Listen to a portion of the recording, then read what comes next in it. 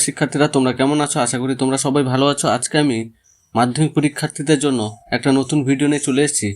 আমি আজকে এই ভিডিওতে তোমাদের যারা 2026 সালে মাধ্যমিক পরীক্ষা দেবে এবং 25-এ টেস্ট পরীক্ষা দেবে তাদের জন্য ভূগোল বিষয়ের 3 নম্বর এবং 5 নম্বরের কিছু গুরুত্বপূর্ণ প্রশ্ন, যেগুলো মাধ্যমিক পরীক্ষায় আসার সম্ভাবনা খুবই প্রবল, সেসব প্রশ্ন নিয়ে অধ্যায় ভিত্তিক আমি আলোচনা করব। তো ভিডিওটি কেউ স্কিপ করবে না, শেষ অবধি দেখবে এবং চ্যানেলে নতুন হয়ে থাকলে চ্যানেলটি সাবস্ক্রাইব করে পাশে থাকা বেল আইকন প্রেস করে রাখবে।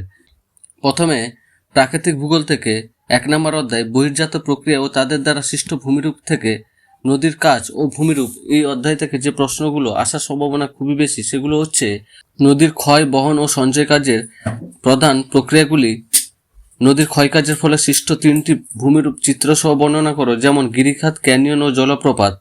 এরপরে নদীর সঞ্চয় কার্যের ফলে সৃষ্ট 3টি প্রধান ভূমিরূপ চিত্রসহ বর্ণনা করো, যেমন প্লাবনভূমি, বদ্বীপ ও স্বাভাবিক বাঁধ। এরপরে হিমবাহের কাজ ও ভূমিরূপ থেকে হিমবাহের ক্ষয়কার্যের ফলে সৃষ্ট 3টি ভূমিরূপ চিত্রসহ বর্ণনা করো, আর হিমবাহের সঞ্চয় কার্যের ফলে সৃষ্ট ভূমিরূপের বর্ণনা দাও।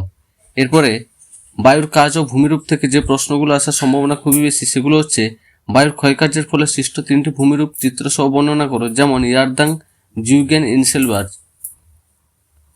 বায়ুর সঞ্চয় কার্যের ফলে সৃষ্ট 2টি ভূমিরূপের বর্ণনা দাও, যেমন বালিয়াড়ি ও লোয়েস।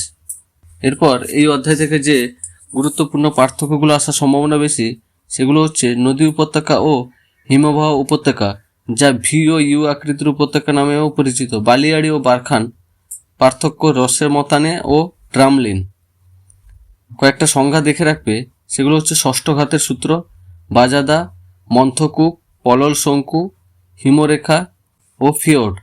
এরপর খ বিভাগ থেকে আঞ্চলিক ভূগোলের 2 নম্বর অধ্যায় ভারত ও প্রাকৃতিক পরিবেশ থেকে যে প্রশ্নগুলো আসার সম্ভাবনা বেশি সেগুলো হচ্ছে উত্তর ভারতে পার্বত্য অঞ্চলের ভূপ্রকৃতি সংক্ষিপ্ত বর্ণনা দাও, উত্তর ভারতের সমভূমি অঞ্চলের বৈশিষ্ট্য, উপকূলীয় সমভূমি ও দাক্ষিণাত্য মালভূমির পার্থক্য। এরপর ভারতের নদ নদী থেকে যেগুলো খুবই গুরুত্বপূর্ণ তার মধ্যে উত্তর ভারতের নদ নদী ও দক্ষিণ ভারতের নদ নদীগুলির মধ্যে পার্থক্য, গঙ্গা নদীর গতিপথ ও অর্থনৈতিক গুরুত্ব।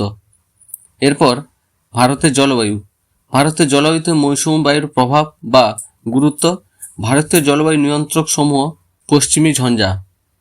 ভারতের মৃত্তিকা ও স্বাভাবিক উদ্ভিদ থেকে যেগুলো খুবই গুরুত্বপূর্ণ তার মধ্যে হচ্ছে পলিমৃত্তিকা ও কৃষ্ণ মৃত্তিকার বৈশিষ্ট্য ও আঞ্চলিক বন্টন, ভারতের স্বাভাবিক উদ্ভিদের শ্রেণীবিভাগ, যেমন ক্রান্তীয় চিরহরিৎ, পর্ণমোচী, ম্যানগ্রোভ ও তাদের বৈশিষ্ট্য। এরপর এই অধ্যায় থেকে যে সংজ্ঞাগুলো আসার সম্ভাবনা বেশি সেগুলো হচ্ছে পশ্চিমী ঝঞ্ঝা, কালবৈশাখী, আশ্বিনের ঝড়, বহুমুখী নদী পরিকল্পনা।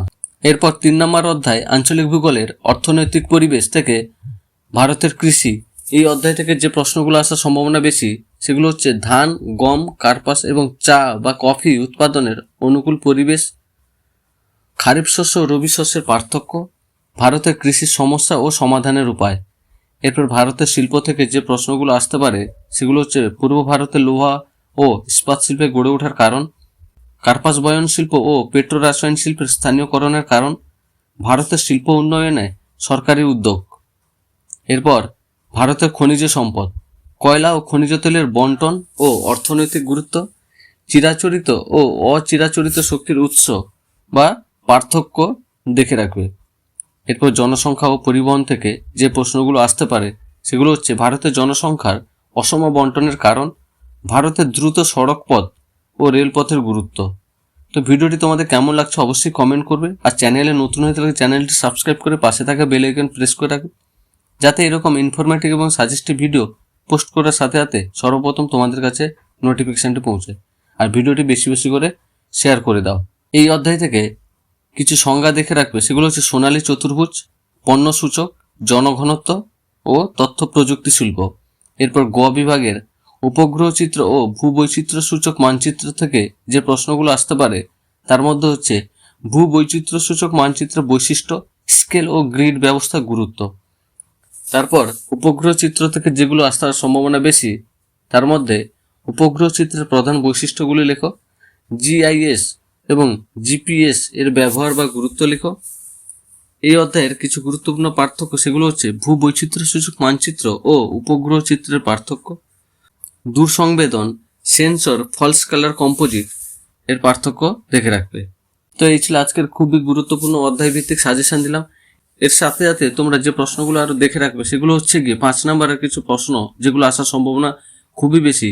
তার মধ্যে গুরুত্বপূর্ণ হচ্ছে নদীর ক্ষয়কার্যের ফলে সৃষ্ট 3টি প্রধান ভূমিরূপ চিত্র সহ বর্ণনা করো। আর সঞ্চয় কার্য এটাও দেখে রাখবে। এরপর হিমবাহের ক্ষয়কার্যের ফলে সৃষ্ট 3টি ভূমিরূপ চিত্র সহ আলোচনা করো। ভারতের জলবায়ুতে মৌসুমী বায়ুর প্রভাব বা গুরুত্ব আলোচনা করো। পূর্ব ভারতে লোহা ও ইস্পাত শিল্পে গড়ে ওঠা অনুকূল কারণগুলি ব্যাখ্যা করো। আর দেখবে ধান ও গম চাষে অনুকূল প্রাকৃতিক পরিবেশে বর্ণনা করো। এরপর ভারতের জনসংখ্যা বন্টনের 5টি কারণ আলোচনা করো। এরপর তো এই ছিল 5 নম্বরের গুরুত্বপূর্ণ প্রশ্ন। এরপর 3 নম্বরের যে প্রশ্নগুলো খুবই গুরুত্বপূর্ণ সেগুলো হচ্ছে নদীর মোহনায় বদ্বীপ সৃষ্টির অনুকূল কারণগুলি কি কি, গিরিখাত ক্যানিয়নের মধ্যে পার্থক্য কি, পলিমৃত্তিকা ও কৃষ্ণমৃত্তিকার বৈশিষ্ট্য ও অর্থনৈতিক গুরুত্ব লেখো। ভারতের কৃষি সমস্যার ও সমাধানের উপায়গুলি আলোচনা করো। ম্যানগ্রোভ উদ্ভিদের 3টি অভিযোজনগত বৈশিষ্ট্য লেখো। জিওস্টেশনারি ও সানসিক্রোনাস উপগ্রহের পার্থক্য। পশ্চিমী ঝঞ্ঝা বলতে কি বোঝায়, ভারতে এর প্রভাবগুলি লেখো। তো এই ছিল 3 নম্বরের কিছু গুরুত্বপূর্ণ প্রশ্ন। তো তোমরা এখন থেকে যদি এই প্রশ্নগুলি ভালো করে প্র্যাকটিস করে নাও তাহলে তোমাদের পরীক্ষার সময় অনেকটা সুবিধা হবে। তো তোমাদের ভিডিওটি কেমন লাগলো অবশ্যই কমেন্ট করবে। আর চ্যানেলে নতুন হয়ে থাকলে চ্যানেলটি অবশ্যই সাবস্ক্রাইব করে পাশে থাকা বেল আইকন প্রেস করে রাখবে। আর ভিডিওটি বেশি বেশি করে তুমি তোমার বন্ধুদের সাথে শেয়ার করে রাখবে যাতে তোমার সাথে সাথে তোমার বন্ধুরাও উপকৃত হতে পারে। আর ভিডিওটি দেখার জন্য অসংখ্য ধন্যবাদ।